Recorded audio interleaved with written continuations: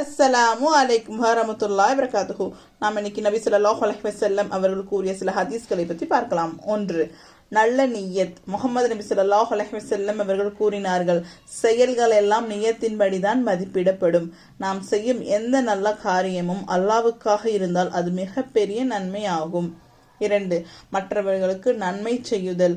நபி ஸல்லல்லாஹு அலைஹி வஸல்லம் அவர்கள் கூறினார்கள், மக்களில் சிறந்தவர் மற்றவர்களுக்கு அதிக நன்மை செய்பவரே. எப்போதும் உதவி செய்ய முயற்சி செய்ய வேண்டும். 3.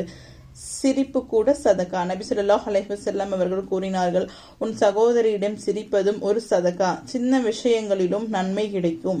4. கோபத்தை கட்டுப்படுத்துதல். நபி ஸல்லல்லாஹு அலைஹி வஸல்லம் அவர்கள் கூறினார்கள், கோபப்படாதே. மீண்டும் மீண்டும் கூறினார். கோபத்தை கட்டுப்படுத்துவது பெரிய நற்பண்பு. 5. உண்மையான பலம். நபி ஸல்லல்லாஹு அலைஹி வஸல்லம் அவர்கள் கூறினார்கள், பலவான் என்பது மற்றவர்களை வெல்லுபவன் அல்ல, கோபத்தின் தன்னை கட்டுப்படுத்துபவனே உண்மையான பலவான். உள்ளுணர்ச்சி கட்டுப்பாடு மிக முக்கியம். அஸ்ஸலாமு அலைக்கும் வரஹ்மத்துல்லாஹி வபரகாத்துஹு.